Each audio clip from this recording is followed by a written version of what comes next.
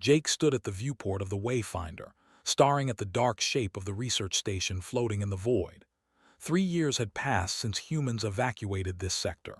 3 years since the emergency orders came down and everyone scrambled to leave before the territorial disputes turned violent. He remembered that day too well.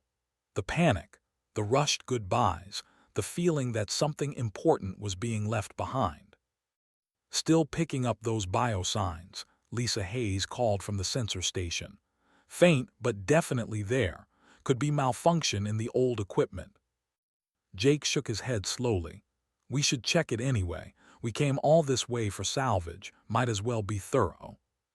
His pilot turned in his seat. Jake, that station has been cold for 3 years. Nothing alive could survive that long without support systems.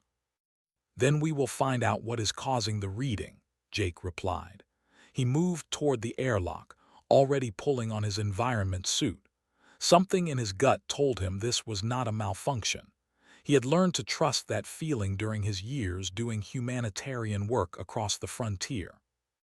The Wayfinder docked with the station's emergency port, the seal held, which surprised Jake. Someone had maintained basic systems before abandoning this place. He cycled through the airlock and stepped into the station corridor. Emergency lights flickered weakly, casting long shadows. The air was stale but breathable. Temperature is near freezing, Lisa reported through the comm. Life support is minimal. Whatever is here has been surviving on backup power. Jake moved through the familiar corridors. He had visited this station twice before the evacuation, consulting on research projects. The who worked here had been friendly, eager to share their findings. He remembered families living in the residential sections, scientists who believed cooperation between species could solve problems that threatened both their worlds. The biosigns were coming from Section D, the residential area. Jake's steps quickened. His breath formed clouds in the cold air. He reached the sealed door to Section D and found it locked, the security panel showing red. Someone had sealed this section from the inside. Lisa, can you override this lock remotely? Working on it, give me a minute. Jake waited, his heart beating faster. Through the small window in the door, he could see nothing but darkness. The lock clicked and the door slid open with a grinding sound. Jake stepped through and immediately knew something was very wrong. The smell hit him first. Not death, but something worse. Desperation. The smell of a place where living things had struggled to survive for far too long. He switched on his helmet light and moved deeper into the section. He found them in what had been a family living quarters. 6 small shapes huddled together on a makeshift bed of emergency blankets. Cubs, their fur matted and dull, their bodies thin beneath their pelts. They did not move when his light fell on them. They did not cry out or try to run. They simply stared at him with huge, empty eyes. Jake froze. His medical training kicked in after a moment of shock. He knelt slowly, making himself smaller, less threatening. "Hey there," he said softly. "It's okay. I'm here to help." The cubs did not respond. The eldest, who looked about 8 years old in human terms, shifted slightly to place itself between Jake and the younger ones. A protective gesture, but weak. So weak. Jake looked around the room quickly. Empty food packets littered the floor, labeled as emergency rations. A water recycler hummed in the corner, barely functional. The cubs had survived on the absolute minimum, stretching supplies meant for a few days across 3 years. "Emma, get the medical bay ready," Jake said into his comm. "We have 6 cubs, severe malnutrition, possible hypothermia. I'm bringing them up now." "Cubs?" Dr. Emma Price's voice was sharp with surprise. "Jake, how is that possible?" "I don't know yet, just be ready." Jake moved slowly toward the cubs. "I'm going to help you," he told them. "I'm going to take you somewhere warm with food and water.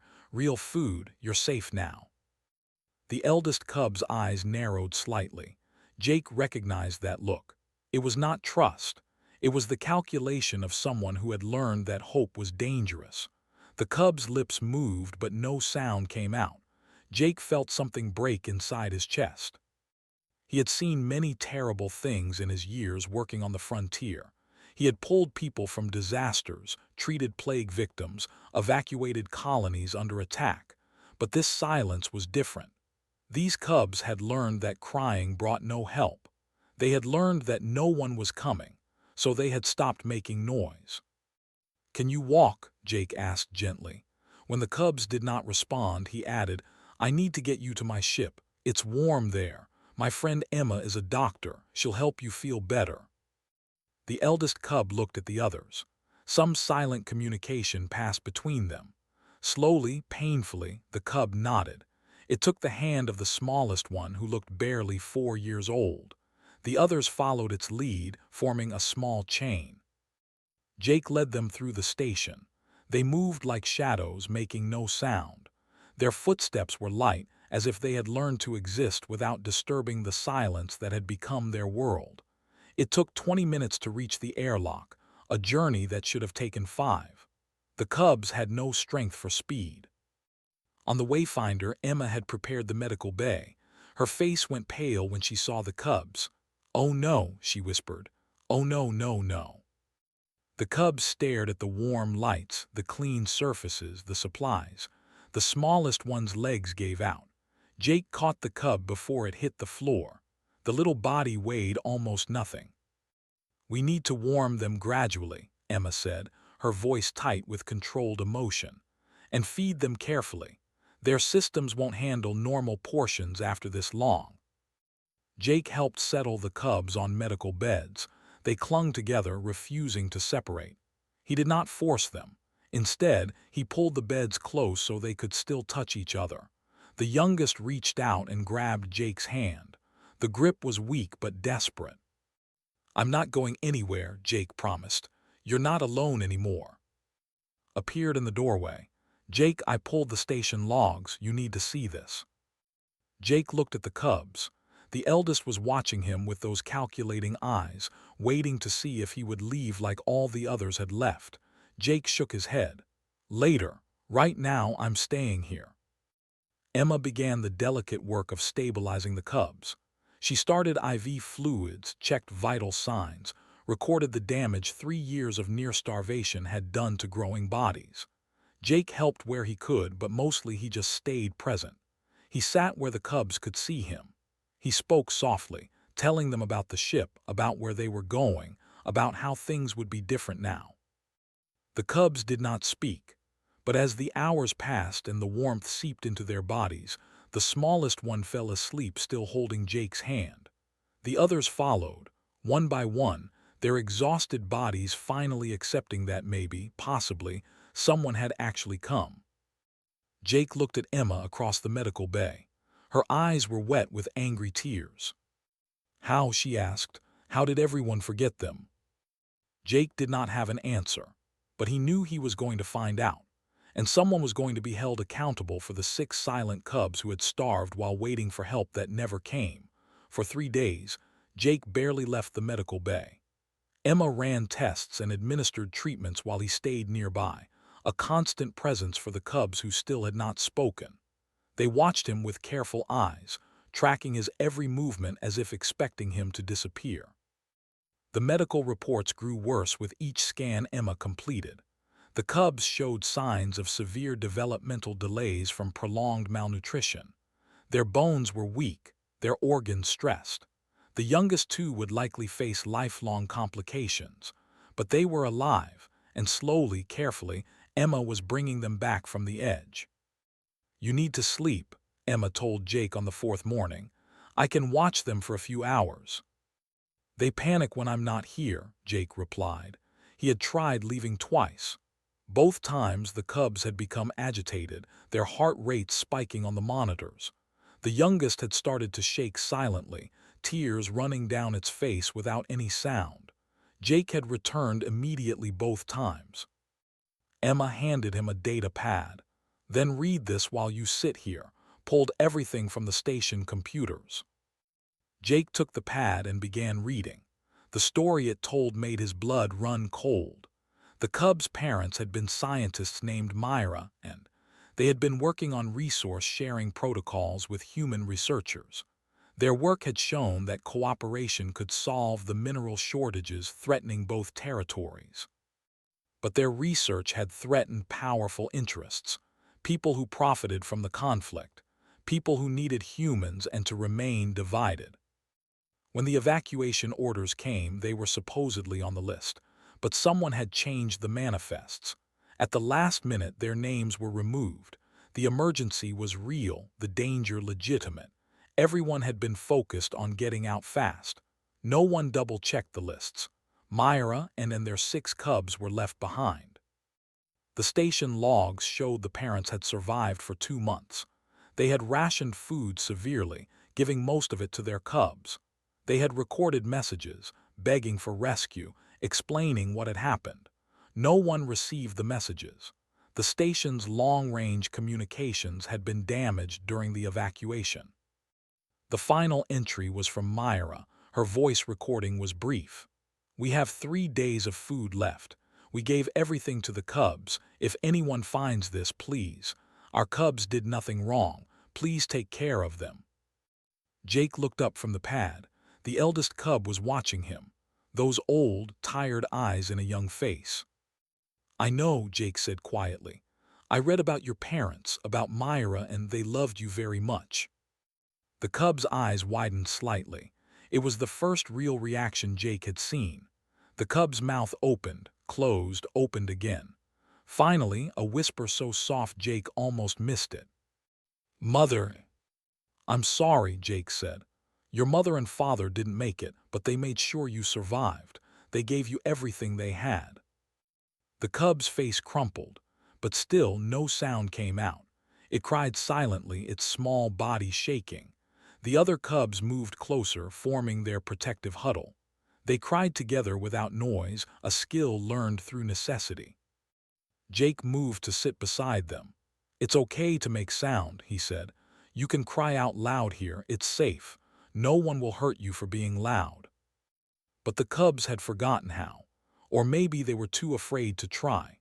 They cried their silent tears and held each other, and Jake sat with them until the worst of the grief had passed. Later, Emma pulled Jake aside while the cubs slept. "We have a problem," she said quietly. "I sent the medical reports to the proper authorities like protocol requires. I just received a response from the government." "What did they say?" "They claim the cubs were officially declared dead 3 years ago. According to their records, the entire station was destroyed in an accident. No survivors." Jake felt ice in his stomach. "That's a lie. The station is intact. We found the logs." "I know, but politically this is complicated. They're saying we need to turn the cubs over to their custody immediately. They're sending a patrol ship." "No," Jake's voice was flat. "We're not handing them over until we know what really happened." "Jake, we can't start an international incident over this." "They left cubs to die, Emma. They covered it up. And now they want us to quietly hand over the evidence and forget about it." He shook his head. "Not happening." Entered the med bay, his face grim. "We've got company. Patrol ship just dropped out of FTL. They're hailing us." Jake looked at the sleeping cubs, so small and fragile in the medical beds. "Tell them we'll talk. But no one boards this ship until the cubs feel safe. And I want everything recorded. Every conversation, every demand. We're not letting this get buried." The commander captain appeared on the view screen. His fur was silver with age, his manner stiff and formal. "Human vessel Wayfinder, you are in possession of citizens. You will transfer them to our custody immediately." "Captain," Jake responded. "We found 6 cubs who were abandoned for 3 years. They're severely malnourished and traumatized. We're providing medical care." "The cubs they belong with their people." "Their people forgot them." Jake kept his voice level. "Or maybe someone made sure they were forgotten. Either way, these cubs have been through hell. I'm not moving them until they're stable and until I know what really happened here." His eyes narrowed. "You have no authority to keep them." "I have medical authority. My doctor says moving them right now could kill them. Is that what you want, Captain? More dead cubs to add to your records? The silence stretched out. Finally spoke again, his voice slightly less harsh. I will dock with your ship. We will discuss this properly. You can dock, but you come alone, unarmed, and you don't touch those cubs unless they agree to it. Jake cut the transmission before could respond. Emma was staring at him. You just threatened a military captain. I stated terms, there's a difference. Jake, they can arrest you. They can seize the ship. Let them try. Jake looked at the cubs again. The youngest had woken and was watching him with those huge eyes. I've spent my whole career trying to save people. Sometimes I failed. Sometimes I got there too late. He thought of his own daughter, lost years ago to a disease he could not cure. These cubs survived because they refused to give up. I'm not failing them now. Captain boarded an hour later. He was tall for his movements precise and military. But when Emma led him to the medical bay and he saw the cubs, something in his posture changed. He stood frozen in the doorway, staring. The cubs stared back, pressing together on their beds. The silence was absolute. How long? Asked finally. 3 years, Emma answered, based on the station logs and their physical condition. 3 years, moved closer slowly. Cubs, I am captain. I command the patrol ship Guardian. Do you understand me? The eldest cub nodded slightly. Can you tell me your names? The cub's lips moved, but no sound emerged. Frustration and shame crossed its face. It tried again, forcing the words out in a broken whisper. I am. His eyes closed briefly. That is a good name, a strong name. He looked at the others. And your siblings? Pointed to each cub in turn, mouthing their names. But the sounds would not come. The cub's shoulders slumped in defeat. Jake stepped forward.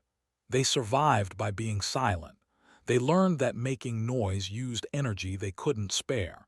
It's going to take time for them to relearn that it's safe to use their voices. Looked at Jake for a long moment. You are the one who found them. Yes. And you are refusing to release them to proper custody. I'm refusing to hand them over until I know they'll be safe. Someone left these cubs to die, Captain. Someone covered it up. Your own government says they're already dead. So forgive me if I don't just trust that everything will be fine. His tail lashed once, a sign of agitation, but when he spoke, his voice was quiet. I have 3 cubs of my own, 2 daughters and a son. He looked at and the others. If what you say is true, if someone deliberately abandoned these cubs, then heads will roll. I give you my word on this. Your word, Jake challenged. Your government already lied about them being dead. My government, perhaps, not me. His gaze was steady. I will investigate, I will find the truth. But these cubs they need to be with their own kind, learning their own culture. Surely you understand this. Jake felt the weight of the choice pressing down on him. The cubs needed their culture, their people, but they also needed safety. They needed justice. They needed someone who would not look away. Made a small sound, barely audible. Jake turned. The cub was reaching toward him, its hand trembling. Jake took the small hand in his, held on tight and looked at. Then, with visible effort, the cub whispered one word. Stay. The word hung in the air like a prayer. Held Jake's hand and stared at Captain with exhausted defiance. The other cubs pressed closer together, their silence now a wall between them and the armed officer. His expression softened. He lowered himself to one knee, making himself smaller, less threatening. Little one, I understand you are frightened, but this human cannot keep you forever. You need proper care, teachers who understand cubs, family who can help you heal. His grip on Jake's hand tightened. The cub looked up at him with desperate eyes. They need time, Jake said firmly. You can't just take them away from the first person who showed up in 3 years and expect them to be fine with it. I have my orders. Then get new orders. Jake pulled up the data files on the medical bay display. Look at this. Station logs, communication records, evacuation manifests. Someone deleted their parents' names. Someone made sure this family was left behind. Stood and studied the data. His face remained neutral, but Jake saw his tail go still, which meant the captain was thinking hard. After several minutes, spoke.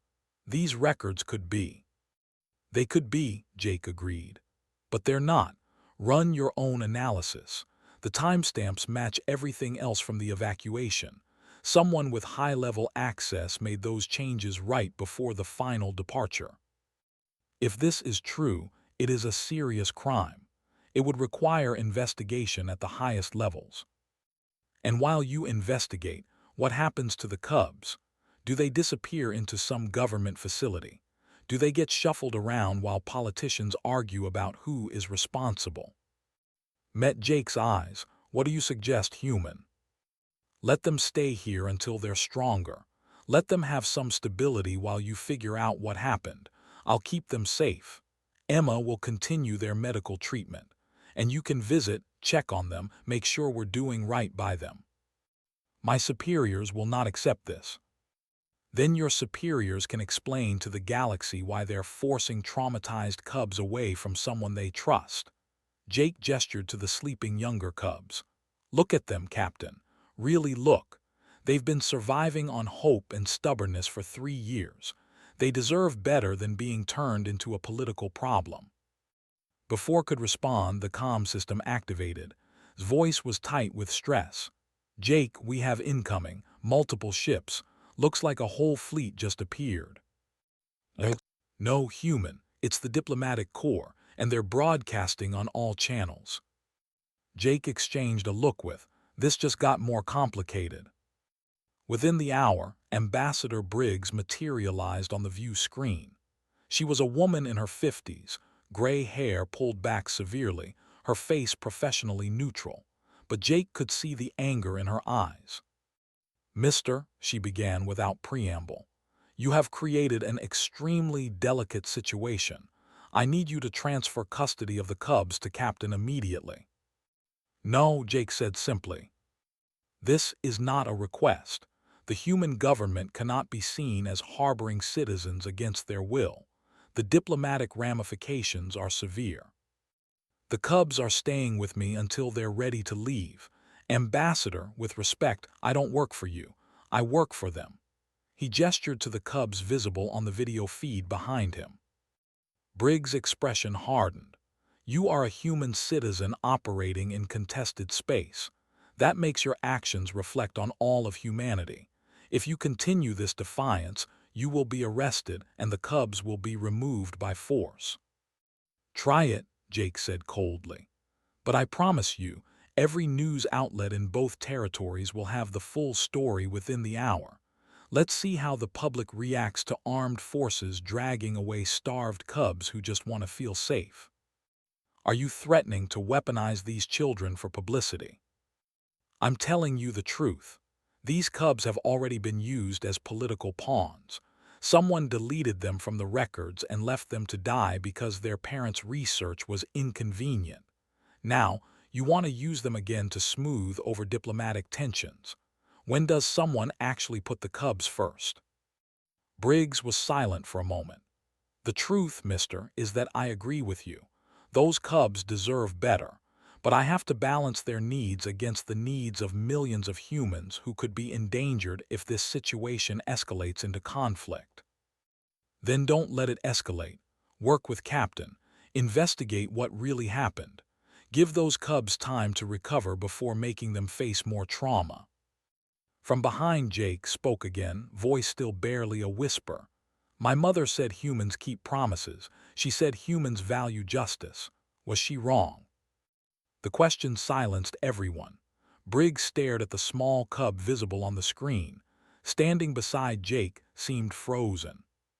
What else did your mother say? Briggs asked gently. His eyes were ancient in that young face. She said the war was stupid, that both sides wanted the same things, that if people just talked and shared, everyone could survive, but others did not want sharing. They wanted fighting. Said quietly, do you know who these others were? The Cub looked at the captain. Mother never said names. She said it was not safe, But before we were left behind, an official came. He argued with mother and father. He said their research was treason. He said they were traitors to their kind. Can you describe this official? Small brow furrowed in concentration. Tall, very tall. His fur had white marks like lightning, and his voice was loud. He made the little ones cry. His tail lashed violently. Council member, he said. It has to be. You know him? Jake asked. Everyone knows. He has built his career on maintaining hostility toward humans. If Myra and's research proved cooperation was possible, it would undermine everything he stands for. Briggs leaned forward on the screen. Captain, are you saying a council member deliberately caused this? I am saying it is worth investigating. And if true, it is not just a crime. It is a crime against both our peoples. Then we investigate together, Briggs said. A joint commission, full transparency. And while we investigate, the cubs remain in neutral territory under human medical care with supervision. Agreed. Looked at Jake, then at the cubs. Agreed. But I stay on this ship. If the cubs are here, I watch them personally. I will not let more harm come to them. I can accept that, Jake said. He looked at Briggs. Ambassador. It is highly irregular, but acceptable as a temporary measure. I will arrange for a proper facility to be established on neutral station. No, Jake's voice was firm. They stay here. Moving them again will cause more stress. We have the medical equipment, we have space. And the cubs already know this ship. Let them have some stability. Briggs looked ready to argue, then saw still holding Jake's hand. The other cubs had woken and were watching the adults with wary eyes. She sighed. Fine. The Wayfinder becomes temporary custodial vessel. But mister, you will submit to regular inspections and you will follow all protocols for the cubs' care. Agreed. And if either government determines the cubs need to be moved for their safety, you will not resist. Jake hesitated. I want that determination made by independent medical experts, not politicians. Fair enough. The transmission ended. Jake looked at, so we're roommates now. The captain's whiskers twitched in what might have been amusement. It appears so. I will need quarters. We'll set you up, but Captain, I need to know, do you believe about? Was quiet for a long moment. Has opposed every peace initiative for the last decade. He profits from the weapons contracts. He has blocked resource sharing agreements multiple times. Yes, I believe he is capable of this. His voice dropped lower, but proving it will be dangerous. He has powerful allies. Then we better be careful. Over the next week, the Wayfinder became an unlikely sanctuary, kept to himself mostly, observing the cubs from a distance. Emma continued medical treatments, managed the ship, and fielded an endless stream of communication requests from journalists, government officials, and concerned citizens from both species. And Jake stayed with the cubs. He helped them eat, encouraged them to try speaking, read them stories from both and human cultures. Slowly, so slowly, they began to come alive. The youngest cub, who they learned was named Pix, started making small noises. Not words yet, but sounds. It was progress. Remained the spokesperson for the group, whispering answers to questions when necessary, but even was beginning to relax. The cub smiled once when Emma made a joke. It was a small, fragile thing, but it was genuine. On the 8th day, everything changed. Jake was reading to the cubs when alarms blared throughout the ship. His voice came over the intercom, urgent and afraid. Jake, get to the bridge now. We have a problem. Jake looked at who had appeared in the doorway. Stay with them, Jake said and ran. On the bridge, pointed at the tactical display. 3 unmarked ships just appeared. They're powering weapons, and Jake, they're broadcasting. You need to hear this. A distorted voice filled the bridge. Human vessel Wayfinder, you are harboring stolen citizens and spreading lies about the government. Release the cubs immediately or you will be destroyed. You have 10 minutes to comply. Jake felt ice in his veins. He opened a channel. "This is Jake. The Cubs are under official protection of both human and authorities. Your attack would be an act of war. We do not recognize the authority of traitors and human sympathizers." 9 minutes. Looked at Jake with wide eyes. "They're serious. Those weapons are charged and targeting us. Can we run?" "Not with the Cubs in this condition. The acceleration would kill them." Had entered the bridge. "Those are not official military vessels. They are privately owned." "Meaning?" "Meaning someone hired them. Someone who wants the Cubs dead and wants to blame humans for it." Eyes blazed with fury. "This has his stench all over it." "Can you call for help?" Jake asked. "Not in time." "Then we fight." "With what? This is a salvage ship, not a warship." Jake smiled grimly. "Then I guess we get creative. How much fuel do we have?" "Full tanks. Why?" "Because we're about to do something very stupid." Jake's plan was desperate and dangerous. The Wayfinder carried no weapons, but it did have industrial cutting lasers meant for salvage work. And it had a captain who had spent years improvising solutions in emergency situations. "Angle us so the salvage bay faces their lead ship. Emma, secure the Cubs and yourself in the med bay core. Can you operate a cutting laser?" The captain bared his teeth in what might have been a smile. "I am a soldier. I can operate anything that cuts or burns." "Good, because we have 2 lasers and 3 targets." 5 minutes, the distorted voice announced. "Comply or die." Jake opened a wideband broadcast, making sure every ship in range could hear. "This is Jake on the Wayfinder. We are under attack by unmarked vessels threatening to kill 6 Cubs who survived 3 years of abandonment. These Cubs are under official protection of both governments. Whoever is behind this attack wants them dead to hide the truth about what happened. If we are destroyed, the blood of Cubs will be on the hands of whoever sent these ships." 4 minutes. Had maneuvered the Wayfinder into position. The cutting lasers were designed to slice through dead ships and asteroid rock. They were powerful, but their range was limited. The attackers were smart enough to stay far back. "They're not coming closer," observed. "They'll just fire from distance. Then we make them come to us." Jake switched to a private channel with Ambassador Briggs. "Ambassador, I need you to do something for me. Something that will probably end both our careers." "I'm listening." "Tell the media the Cubs are giving testimony about who abandoned them. Tell them we have proof of government corruption at the highest levels. Make it public and loud." "That will cause chaos. We don't even have confirmation yet." "Exactly. Whoever sent these ships will panic. They'll want to silence the Cubs before the testimony goes public. They'll have to come in close to make sure we're really destroyed." There was a pause. "You're using the Cubs as bait." "I'm using the truth as bait. The Cubs are the only thing keeping them from firing right now. They have to make sure there are no survivors, no evidence. That means they need to verify the kill up close." 3 minutes, the distorted voice said. "I'll do it," Briggs said. "But if you get those Cubs killed, I will personally make sure you regret it for the rest of your very short life." "Understood."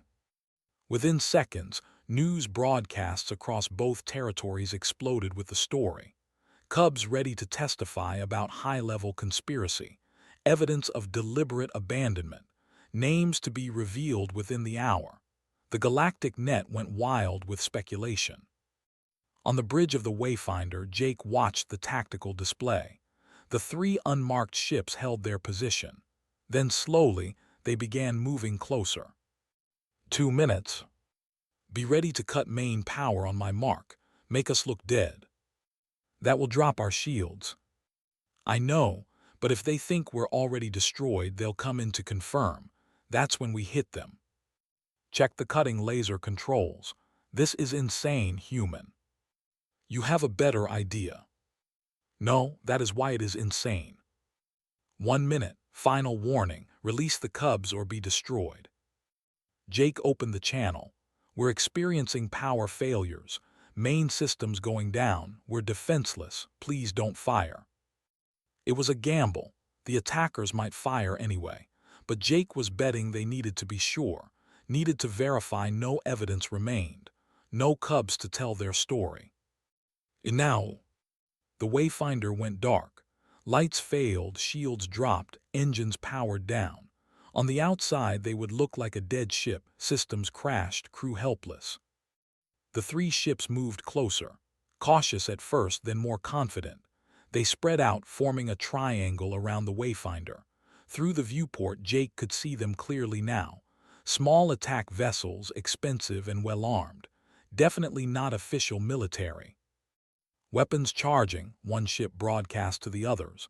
No shields detected, no power signatures, they're dead in space. Move in to confirm the kill. Make sure there are no survivors. The ships came closer still. Jake waited, every muscle tense. He could hear his own heartbeat pounding in his ears. In the med bay, the cubs would be terrified, feeling the power loss, wondering if they were going to die after surviving so long. Closer, Jake whispered. Come on, just a little closer. The lead ship approached to within cutting laser range. Its pilot was focused on scanning for life signs, checking for survivors to eliminate. They never saw the Wayfinder's salvage bay doors open. Now, Jake shouted. Slam the power back on. Lights blazed, systems activated, and the two cutting lasers fired simultaneously. The beams were not designed for combat, but at this range, they did not need to be. They carved through the lead ship's hull like it was paper. The ship's fuel cells erupted. The explosion was bright enough to hurt Jake's eyes even through the filtered viewport. Debris scattered in all directions.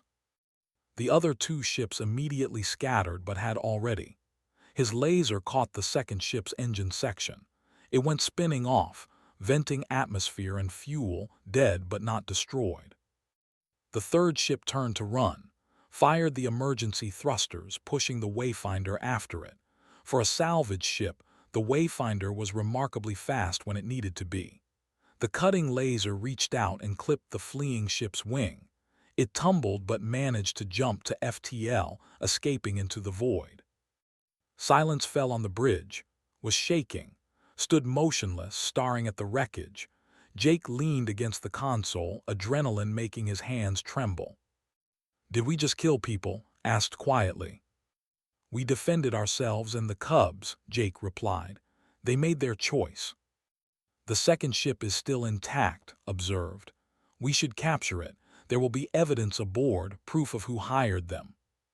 Can we tow it? If we hurry, before they get life support working again. Jake opened a channel to Emma. How are the cubs? Scared but okay. Pix is crying, actually crying with sound. I think the terror broke through whatever was blocking their voices. Jake closed his eyes. Even now, even in this, there was growth. Keep them safe. We're not done yet. They secured the damaged attack ship and its crew. 5, all wearing unmarked combat gear. They refused to talk at first but was persuasive in ways that made Jake uncomfortable. Within an hour they had names, contact information, payment records. All of it led back to council member. We have him, said with satisfaction. This is enough to bring charges. Will it stick? Jake asked. He has power and allies. He hired mercenaries to kill cubs. That crosses every line in law. His allies will abandon him rather than be associated with this. But Jake was not convinced. He had seen too many powerful people escape justice through lawyers and influence. We need more. We need him to confess, or we need someone who will testify against him directly. Who would do that? Everyone who works for him is either loyal or terrified. Not everyone. Jake pulled up a file on his, had an assistant, someone who processed his communications and appointments. Her name is, and according to these records, she quit 2 years ago, right around the time was making the decisions about the evacuation. You think she knows something? I think she knows everything. And I think she's been carrying that knowledge alone for too long. We need to find her and convince her to talk." Emma entered the bridge, carrying Pix in her arms. The small cub was wrapped in a blanket, eyes red from crying, but actually making small whimpering sounds. Behind her came the other cubs, leading them. "They wanted to see you," Emma explained. "After the attack, they needed to know you were okay." Jake knelt down. "Hey there, I'm fine, we're all fine, you're safe." Stepped forward and did something remarkable. The cub hugged Jake, actually wrapped small arms around him and held on. "Thank you," whispered. "Thank you for fighting for us." Jake held the small body carefully. "Always," he promised. "I'll always fight for you." Over the next days, the galactic news cycles exploded. The attack on the Wayfinder became the lead story everywhere. Videos of the battle were shared millions of times. Images of the cubs, still recovering but alive, went viral across both territories. Public opinion shifted dramatically. What had been a diplomatic incident became a scandal about corruption and cruelty. People from both species demanded answers. How were cubs left behind? Who was responsible? Why was anyone trying to cover this up? Ambassador Briggs worked the political channels, applying pressure at every level. Captain coordinated with his military superiors, presenting evidence and demanding action. And Jake continued to care for the cubs, who slowly learned to use their voices again. Pix was the most vocal now, making up for 3 years of silence with constant chatter. The others were slower, but progress came. They laughed sometimes. They played simple games. They were beginning to heal. Finding took another week. She was living on a remote colony, working as a teacher, trying to forget her past. When Jake approached her, she looked terrified. "I can't," she said immediately. "You don't understand, will destroy me." "He tried to destroy 6 cubs," Jake replied. "They were younger than your students. They survived 3 years alone because someone deleted their parents from the evacuation lists. Were you the one who entered those changes?" His face crumbled. "He ordered me to do it. He said it was necessary. He said they were traitors and had to be dealt with. I thought they would just be arrested after the evacuation. I didn't know." She was crying now. "I didn't know he meant to leave them there to die. When I found out, when I realized what had really happened, I quit. But I was too afraid to say anything." "Cubs are dead because of silence," said quietly. 6 cubs nearly died because people stayed silent when they should have spoken. How many more will suffer if you stay silent now?" "I have evidence," whispered. "I kept copies of everything. His communications, his orders, his payments to people who helped him. I thought maybe someday I would be brave enough to use it. But I'm not brave." "Yes, you are," Jake said. "You kept those records knowing how dangerous it was. You've been waiting for the right moment. This is it. Those cubs survived because they refused to give up. Now they need you to be as strong as they were." Looked at Jake for a long time, then she nodded. "I'll testify, but I want protection for me and my family." "You'll have it," promised, "on my honor." With testimony and evidence, the case against became overwhelming. He was arrested within days, his protests and denials drowned out by documented proof. Other officials who had helped him scrambled to make deals, offering their own testimony to avoid harsher punishment. The scandal grew to encompass not just but an entire network of people who had profited from the conflict between species. Weapons manufacturers, corrupt politicians, military contractors. All of them exposed by one moment of truth about 6 forgotten cubs. But the victory felt hollow to Jake when he watched the cubs play in the ship's common area. They were alive. They were recovering. But they had lost 3 years of childhood. They had lost their parents. No amount of justice would give that back. 3 months after the attack, Jake stood in a conference room on Neutral Station Alpha 7. Representatives from both human and governments filled the seats. But the most important people in the room were 6 small cubs sitting at a special table designed for their size. Had grown stronger. The cub's fur had regained its shine, and when spoke now, it was with a clear voice that carried across the room. The other cubs still struggled with speech sometimes, but they no longer feared using their voices. The tribunal recognizes, speaker for the 6 cubs of Myra, and the judge announced, "You may address the court." Stood on the small platform that let the cubs see over the table. My mother used to say that silence could be kind or cruel. Kind silence is what you give when someone needs peace. Cruel silence is what you give when someone needs help. The room was absolutely quiet. Continued. We lived in cruel silence for 3 years. We were silent because making noise took energy we did not have. The galaxy was silent because no one came to find us. Today, I speak for my brothers and sisters. We speak so that no other cubs are forgotten. We speak so that silence never again means death. Jake felt Emma squeeze his hand. Even the hardest officials in the room looked moved. "We have questions for you," the judge said gently, "but you may stop at any time if you need rest." "I am ready." The questioning was careful but thorough. Described the last days with their parents, the fear when they realized no one was coming back, the moment they understood their parents would not survive, the long years of rationing food, of staying quiet to conserve energy, of watching each other to make sure no one gave up. "Did you ever think about giving up?" Ambassador Briggs asked softly. "Thought about this?"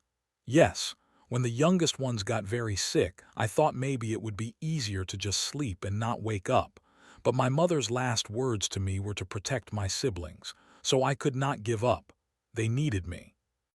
"And when Jake found you, what did you think?" "I thought he was a dream. We had dreamed of rescue so many times. But then he picked up Pix, and Pix was so light, and he looked so sad about it. I knew he was real because dreams do not look sad like that." The tribunal heard from everyone involved. Captain about the cover-up and his investigation. Gave her evidence about's orders. Emma presented medical reports. Even the captured mercenaries, trying to reduce their sentences by cooperating. Council member was present in chains, his expensive lawyers unable to counter the mountain of evidence. When given a chance to speak, he tried to claim he acted for the good of his people, that Myra and were traitors. No one believed him. The verdict came swiftly, and his co-conspirators were sentenced to imprisonment and stripped of all authority. Reforms were ordered to ensure evacuation protocols could never again be manipulated to abandon citizens. Both governments issued formal apologies to the cubs. But the question remained, what would happen to the cubs now? "They need a family," the judge said. "They need stability and love, but they need to understand their culture and heritage. We have identified several potential families," a social worker reported. "All have been thoroughly vetted. All are prepared to welcome the cubs." Jake sat in the observer section, feeling his heart break. He had known this moment would come. The cubs needed their own people, their own culture. He was just the human who had found them. His role was over. Then spoke up, "May I say something?" "Of course." "We have met the families you suggest. They are nice. They would be good to us, but we would like to make a request." Looked directly at Jake. "We want Jake to be part of our family too, not instead of family, but also, we want 2 families. Is that allowed?" The room erupted in murmurs. The judge called for order. "This is unusual. Mister, do you wish to respond?" Jake stood slowly, his legs shaking. "I never meant to replace anyone. I just wanted to help. If the cubs want me in their lives, I would be honored. But I know I can't give them everything they need. I don't know your traditions or how to raise cubs properly." One of the potential guardians stood. His name was, and he was Myra's brother. He had fought harder than anyone to find his sister's cubs after learning they might still be alive. "I would be willing to share guardianship. My family can provide cultural education and traditional upbringing, but these cubs have bonded with Jake. Breaking that bond would cause more harm. Perhaps we can find a way to honor both needs." The tribunal debated for hours.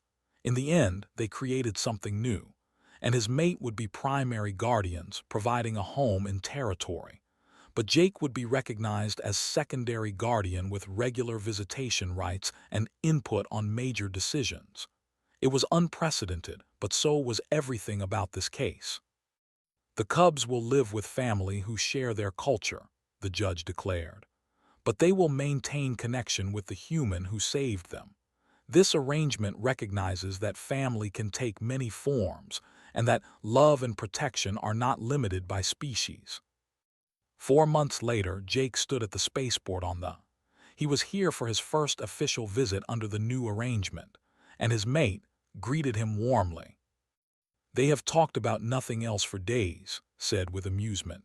The human father is coming.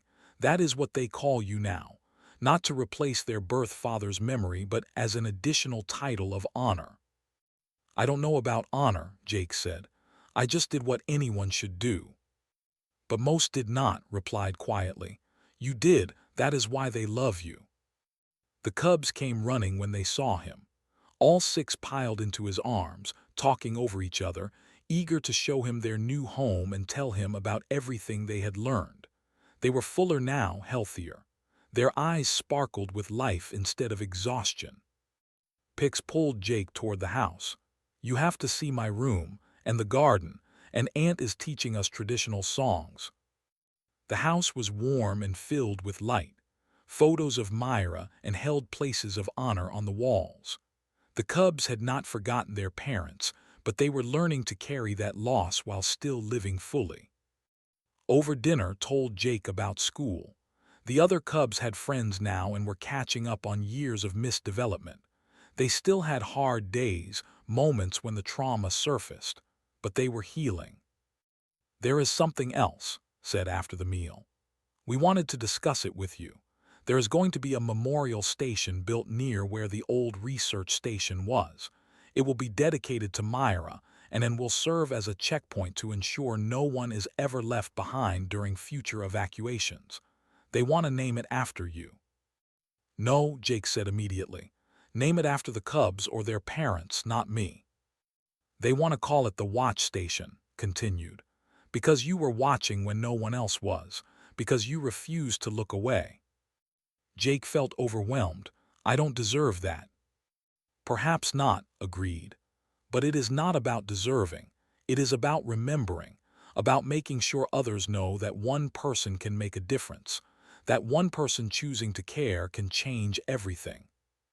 Later, when the Cubs were in bed, Jake sat with them on their porch, looking at the night sky. Do you regret it? Asked. Taking on this burden. You could have just reported the Cubs and walked away. Instead, your life is permanently entangled with ours. Jake thought about it. I had a daughter once. She died when she was 7, a disease we couldn't cure. I spent years trying to save other people's children, trying to fill the hole she left, but nothing helped. I was just going through motions. And now I have 6 Cubs who survived against impossible odds. 6 Cubs who taught me that sometimes just showing up is enough. That sometimes the most important thing you can do is refuse to leave someone alone in their suffering. He smiled. No, I don't regret it. This is the first time since my daughter died that I feel like I'm actually living again instead of just existing. 6 months after that, Jake stood before a joint session of human and leadership. The reforms had passed. New protocols were in place. The memorial station was under construction, but they wanted more from him. We are creating a new position, Ambassador Briggs explained. Child Welfare Coordinator, someone who will work across both territories to ensure no child of either species falls through the cracks. We want you to take the position. I'm not qualified, Jake protested. I'm just a who does humanitarian work. You are the person who refused to give up on 6 Cubs when everyone else had forgotten them, Captain countered. He had been promoted after his role in exposing the conspiracy. You are exactly who we need. Emma and encouraged him to accept. The Cubs were thrilled when they heard, even and supported the decision, knowing it meant Jake would be traveling both territories regularly, making it easier to visit. Jake accepted. The work was hard, but it was important. He investigated other cases of children lost in the chaos of conflict. He found 3 more families that had been separated during evacuations. He pushed for better tracking systems, better protocols, better protection for the vulnerable.